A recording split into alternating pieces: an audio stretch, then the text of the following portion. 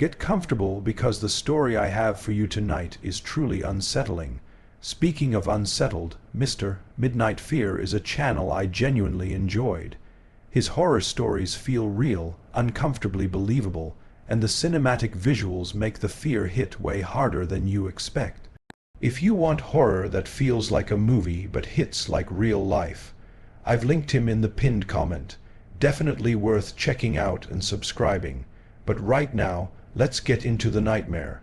I've been a 911 dispatcher for about 6 years now. I work in a rural county in Minnesota. When I say rural, I mean rural. We have 3 patrol cars for a massive area, and half the time the deputies are 40 minutes away dealing with a deer hit or a noise complaint. Our dispatch center isn't some high-tech fortress like you see in the movies. It's basically a small brick annex attached to the back of the old town hall. At night, specifically the graveyard shift from 11:00 p.m. to 7:00 a.m., it is usually just me in the room. It was mid-February. We were in the middle of a nasty cold snap, and the snow had been falling heavily since noon. By 2:00 a.m., the roads were bad. It was dead quiet. I hadn't had a call in over 3 hours. The only sound was the hum of the heater and the occasional crackle of static from the radio tower. At 2:14 a.m., a line blinked red on my screen. I put my headset on and clicked answer. 911, what is your emergency? Silence. Usually, silence means a pocket dial or someone is afraid to speak. But this wasn't total silence. I could hear something distinct. It was the sound of wind whipping against a microphone. Distorted and loud. Underneath the wind I heard breathing. Heavy, wet breathing, like someone who had just run a mile in the cold air. 911. I repeated, keeping my voice steady. Can you hear me? Do you need police, fire, or medical? Nothing but the wind and that jagged breathing. I started the trace immediately. Usually with cell phones in rural areas, the ping is terrible. It bounces off a tower miles away and gives you a radius of like 5 mi. But this time, the system locked on instantly. Phase 2 location data came up. I frowned at the map on my screen. The blue dot wasn't on the highway. It wasn't at a farmhouse. The dot was blinking directly on top of the dispatch center icon. I tapped the refresh button, thinking the computer was glitching. The dot didn't move. According to the GPS, the caller was standing in the staff parking lot right outside my building. A weird feeling settled in my stomach. The dispatch center has no windows in the main room to prevent glare on the screens. We rely on security cameras to see outside. I pulled up the camera feed for the back lot. The image was grainy and black and white. The snow was coming down so hard it looked like white noise on the screen. But I saw him. A figure was standing in the middle of the small snow-covered lot. He was wearing a heavy parka with the hood up. He wasn't moving. He was just standing there facing the camera mounted above the back door. He had one hand in his pocket. The other hand was holding a phone up to his ear. My heart hammered against my ribs. I looked at the screen, then spoke into the headset. Sir, I can see you on the camera. You are in a restricted area. Put the phone down and state your emergency. On the monitor, I saw the figure tilt his head back. He looked straight up at the camera lens, almost like he was looking me in the eyes through the wire. Through the headset, the heavy breathing stopped abruptly. A voice spoke. It was calm, too calm. The back door isn't latching properly in this cold. The man said you should check it. I froze. I knew for a fact the back door had issues. The weather stripping froze up when it dropped below 0, and sometimes the magnetic lock didn't engage fully. Who is this? I demanded, my hand hovering over the radio button to alert the deputies. You really need to pay more attention, the voice said, not just to the door, but to where you leave your things. I keyed the radio mic immediately. Dispatch to all units. I have a 1033 at the station. Suspicious subject in the rear lot. Possible attempted entry. I am alone in the building. Copy that. Dispatch. Deputy Miller's voice came back sounding staticky. I'm way out on County Road 9. It's going to take me at least 20 minutes with these roads. 20 minutes. I was alone for 20 minutes.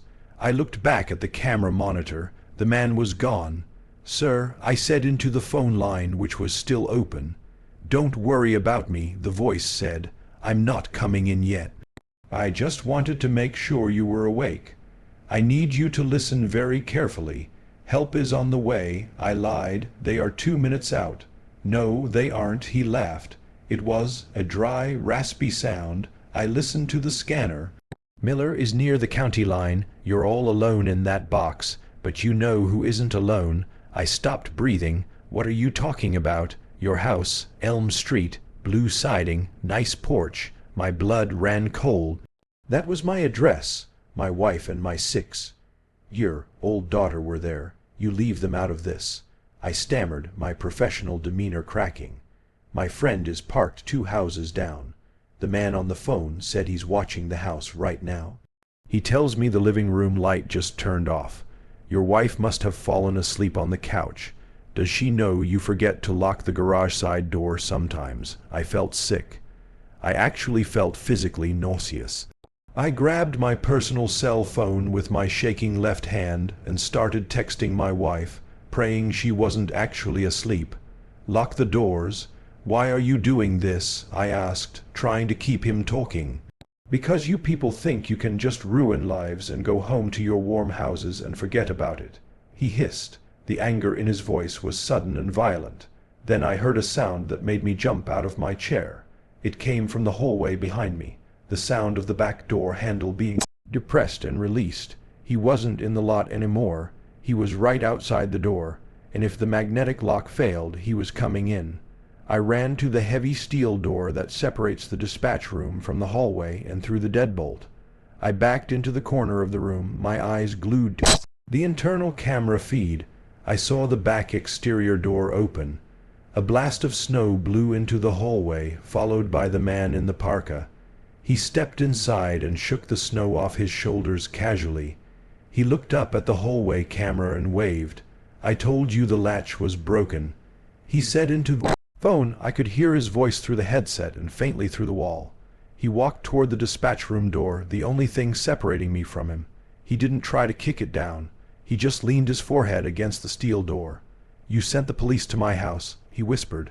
Last year you took the call. I frantically searched my memory. I take thousands of calls. Domestic disputes, thefts, and accidents. I couldn't place him. I don't know who you are, I yelled through the door. My friend at your house. He's getting impatient, the man said. He just texted me. He says he sees movement in the upstairs window. Your daughter's room. Don't you touch them, I screamed. I was looking around for a weapon. A stapler, a fire extinguisher, anything. Open the door, he commanded. Open this door and I'll call him off. If you wait for the cops, he goes inside. It was the impossible choice.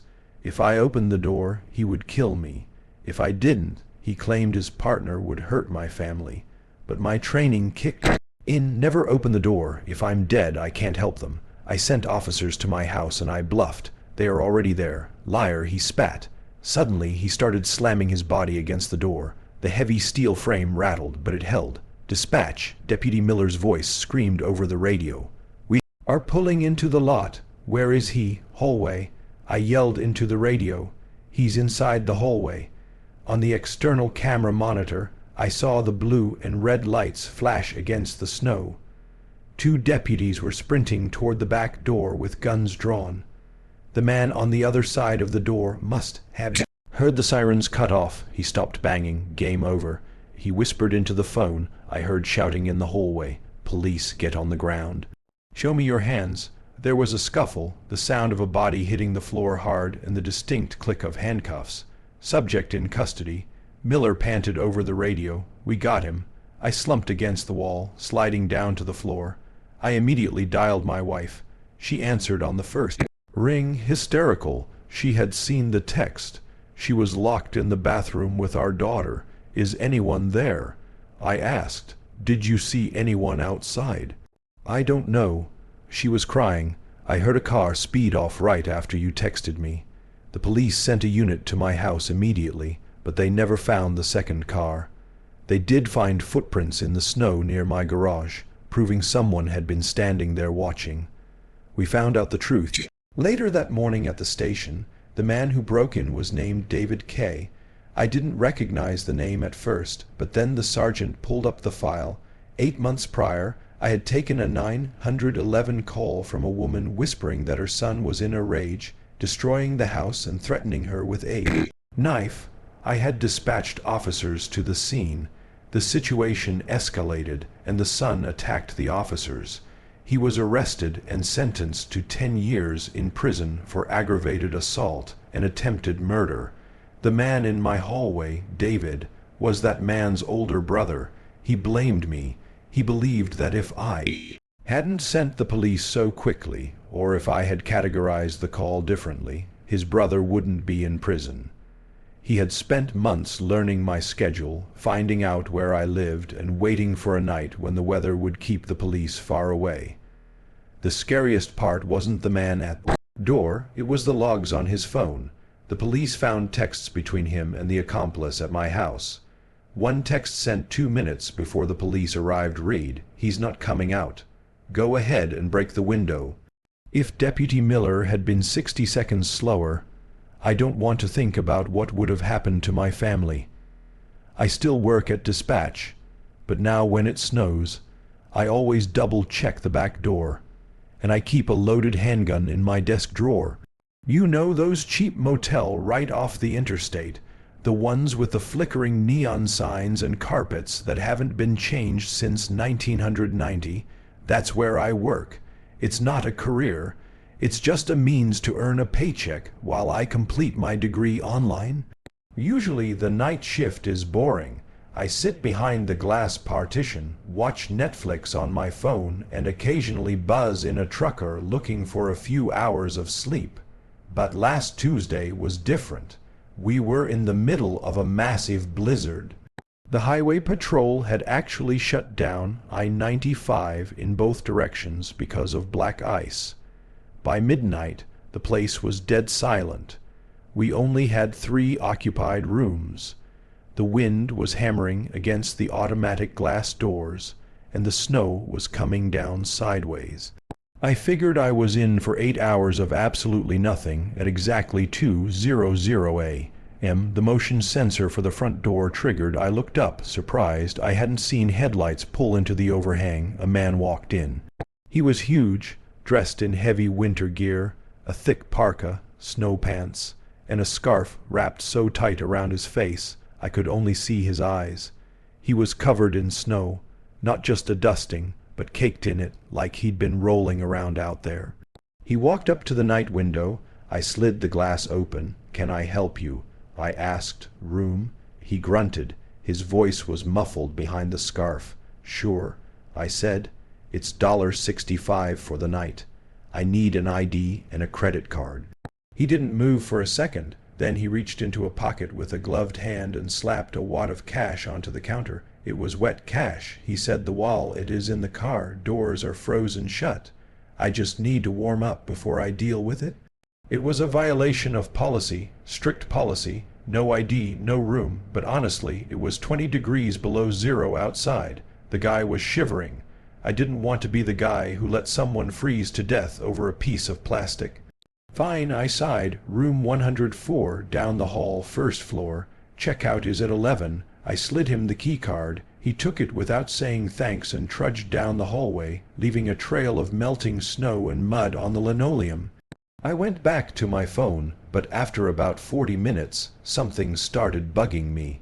He said his car doors were frozen, right, but he managed to get the cash out, and I realized I never actually heard an engine. Even in the wind, I usually hear the cars pull up under the awning. I have a monitor behind the desk that shows the security feed.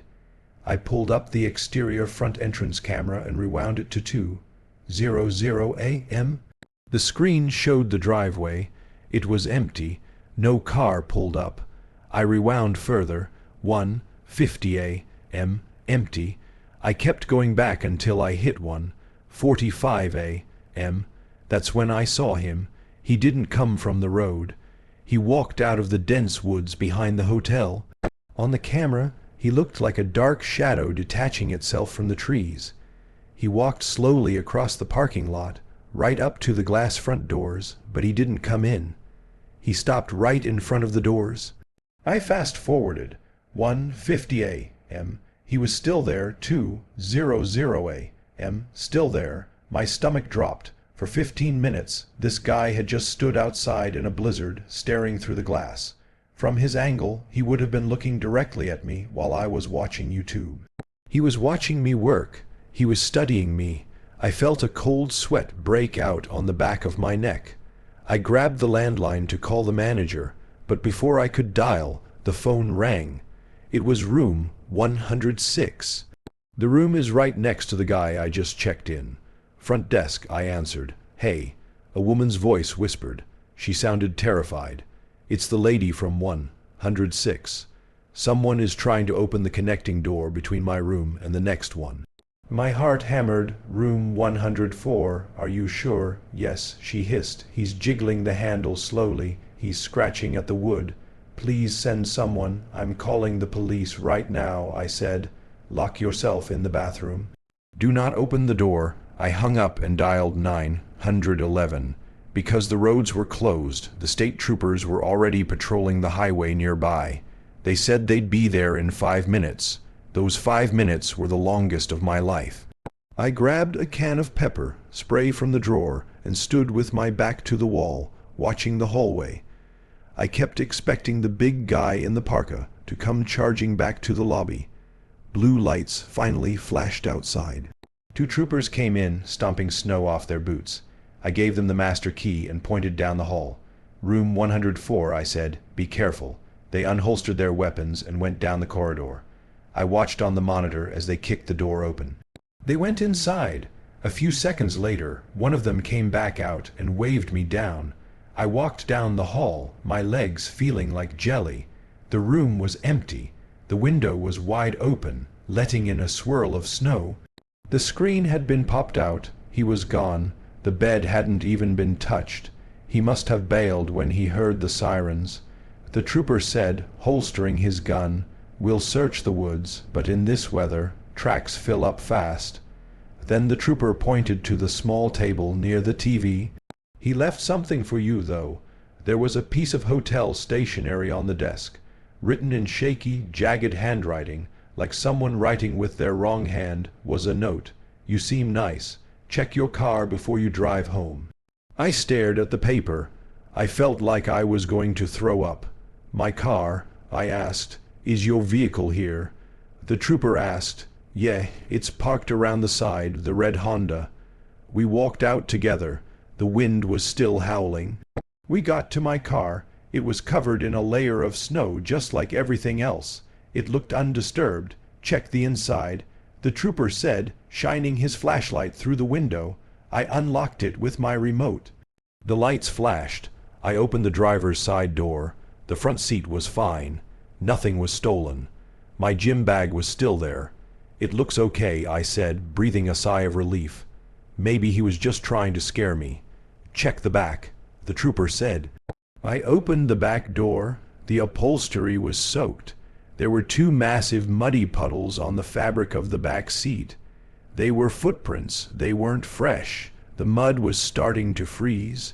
The trooper shone his light on the floorboard. There were candy wrappers in a melted pile of snow. "He wasn't just watching you from outside," the trooper said, his voice grim. He pointed the light at the footprints again. They were facing forward toward the driver's seat. "He was sitting in your car," the trooper said, "waiting for you to get off your shift. He must have gotten cold waiting, so he decided to come inside and get a room instead." I stared at the wet footprints right behind where my head would have been. If he hadn't gotten impatient, if he hadn't come inside, I would have finished my shift at 7:00 a.m., gotten in my car and started driving, and I wouldn't have been alone. I've worked a lot of dead-end jobs in my life, but the security gig at the old Northridge Mall was supposed to be the easiest. It was late December, and I needed extra cash for the holidays. The mall was one of those places that was huge in the 90s, but was now slowly dying. Half the storefronts were empty, covered in drywall, and the skylights were so dirty they made even the midday sun look gray. My shift was the graveyard 1000 p.m. to 6:00 a.m. The hiring manager, a guy named Dave, who looked like he hadn't slept in a week, gave me the grand tour on my first night. He showed me the fire exits, the breaker rooms, and the security office where I could watch the cameras. "It gets cold in here at night," Dave told me, zipping up his jacket. "Management turns the heating down to save money, so bring a thermos." "Got it," I said. "Anything else I should worry about? Break-ins?" Dave laughed, but it was a dry, humorless sound. "Nah, nobody wants to steal from here. Just walk the perimeter once an hour. The rest of the time, you can sit in the office." He handed me the keys and a heavy flashlight, then left. He didn't mention the one thing that would nearly give me a heart attack 3 hours later. The first couple of hours were fine. It was bitterly cold outside, a real heavy winter storm. I could hear the wind howling against the glass entrances, and snow was piling up against the automatic doors. Inside it was silent, that heavy pressurized silence you only get in a massive empty building. Around 1:00 a.m. I was doing my second round on the ground floor. I was walking past the kids' zone, a small amusement area right in front of the food court. It had those coin-operated rides, a small carousel, a rocket ship, and a weird cartoon train. Suddenly, silence was broken. "Ha-ha, all aboard for fun." I jumped about a foot in the air, spinning around with my flashlight raised like a bat. My heart was hammering against my ribs. The sound echoed through the empty corridors, bouncing off the shuttered metal gates of the stores. I shone the light on the little cartoon train. It rocked back and forth for about 10 seconds, the painted eyes looking unnervingly bright in the beam of my light. And then it stopped. Silence returned. I let out a breath I didn't know I was holding. It was just a glitch, a timer. I continued my walk. 5 minutes later, I was near the old cinema entrance when I heard it again. It was faint this time, coming from behind me. I checked my watch. 10:05 a.m. I realized then what Dave hadn't told me. They didn't cut the power to the rides. Maybe they were hardwired in, or maybe nobody cared enough to flip the switch. Every 5 minutes on the dot, that stupid train would go through its demo mode to attract kids who weren't there. By 3:00 a.m., the fear had turned into pure annoyance. It was maddening. No matter where I was in the mall, I could hear that tiny, distorted digital laughter echoing through the dark. It became the rhythm of the night. I tried to stay in the security office with the door closed, but the walls were thin, and I could still hear the muffled cry of the machine. At 3:45 a.m., I decided to do a full sweep of the second floor just to get away from the immediate vicinity of the kids' zone. The mall was freezing. I could see my breath in the air, creating little clouds in the flashlight beam. The shadows of the mannequins in the clothing store windows looked like people freezing in place. I walked the length of the upper balcony, looking down at the dark atrium below. The snowstorm outside had intensified. The skylights were completely covered in white, making the mall pitch black, aside from the red glow of the exit signs and my flashlight. At 3:55 a.m., I was leaning against the railing on the second floor, looking down at the food court. "Ha, all aboard for fun," the train below chirped. I rolled my eyes. "Shut up," I muttered to the empty air. I waited. The silence settled back in. I checked my watch, waiting for 4:00 a.m. I just wanted the shift to end so I could go home and sleep. 4:00 a.m. came like clockwork, I said. I pushed off the railing and turned to head toward the escalators to go back down. Then I heard it. It came from the ground floor near the entrance of the department store, about 50 ft away from the kiddie rides. It was laughter, but it wasn't the machine. The machine's laugh was digital, repetitive, and had that tiny speaker quality. This sound was different. It was wet, throatier. It sounded like a grown man trying to giggle like a child, but failing. It was a sharp high pitched he, that trailed off into a wheeze. I froze. My boots squeaked slightly on the tile, and I winced. "Hello," I called out. My voice cracked. "Mall security. The mall is closed. Silence." I told myself I was imagining things. The acoustics in here were weird. Maybe the wind outside sounded like a voice. Maybe the machine was breaking down and the audio was warping. But then the prompt in my head, the stupid instinct that kills people in horror movies, kicked in. I needed to know. It was my job to check. I walked down the dead escalator. The rubber steps were hard and cold. I kept my flashlight off for a second, trying to let my eyes adjust, but it was too dark. I clicked the beam back on. The circle of light swept across the empty tables of the food court. Nothing. I swept it over the kids' zone. The little train sat there motionless, its painted smile looking sinister in the shadows. I checked my watch. 4:04 a.m. 1 minute until the train went off again. I walked closer to the department store entrance where I thought I heard the second laugh. There was a large display of winter coats set up right in the middle of the aisle. "Is anyone there?" I asked, gripping the flashlight tighter. It was a heavy mag light, solid metal. If I had to hit someone, it would hurt. 4:05 a.m. Behind me, the machine started.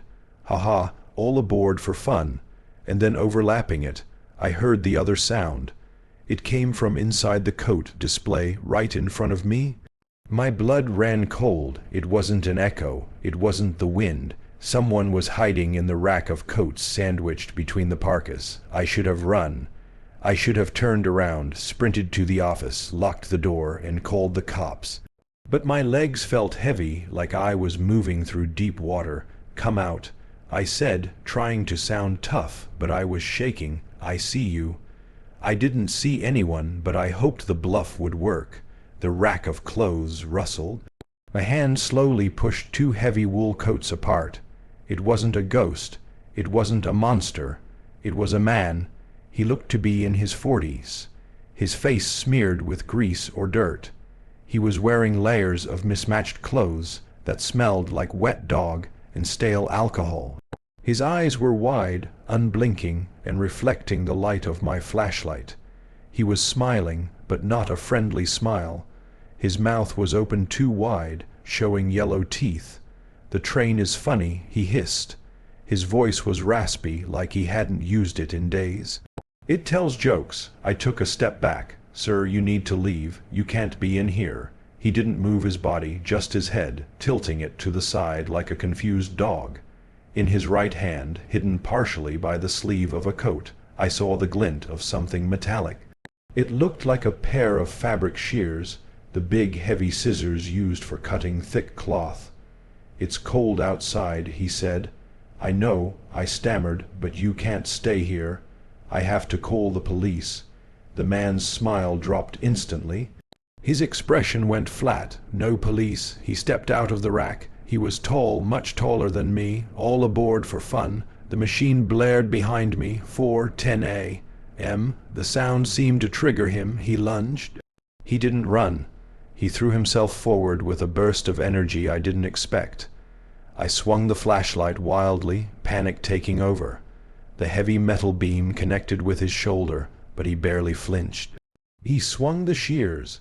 I felt a tug on my jacket as the blades caught the fabric, ripping through the padding but missing my skin. I turned and ran. I didn't care about dignity. I didn't care about the job. I sprinted toward the main entrance, my boots slamming against the hard floor. Behind me I could hear his heavy, wet breathing and the slapping of his shoes as he chased me. I made it to the security office and slammed the door, locking the deadbolt with trembling fingers. I backed away from the door, grabbing the landline phone on the desk. Through the reinforced glass window of the office, I saw him emerge from the shadows. He stopped about 10 ft away. He stared at me through the glass, raising the shears and clicking them together. Then he did that laugh again. I dialed 911, never taking my eyes off him. "There's a man in the Northridge Mall." I yelled at the operator. "He has a weapon." As soon as he saw me talking on the phone, the man turned and casually walked away, disappearing into the darkness of the department store. The police arrived 10 minutes later. They swept the building with K9 units. They found a little nest set up behind the display cases in the jewelry department, a sleeping bag, empty food wrappers from the food court trash, and a pile of lost and found items. He must have stolen from the security desk before I started my shift. They never found the man. The back delivery door near the cinema had been pried open from the outside, probably days ago. He had been living in there with me all night, maybe for days. The cops told me he was likely a drifter looking to escape the blizzard, but that didn't explain the scissors or the way he smiled. I quit the next morning. I didn't even ask for my check. I work at a toll booth now. It's boring and the pay is worse, but at least I can see everything coming at me from a mile away.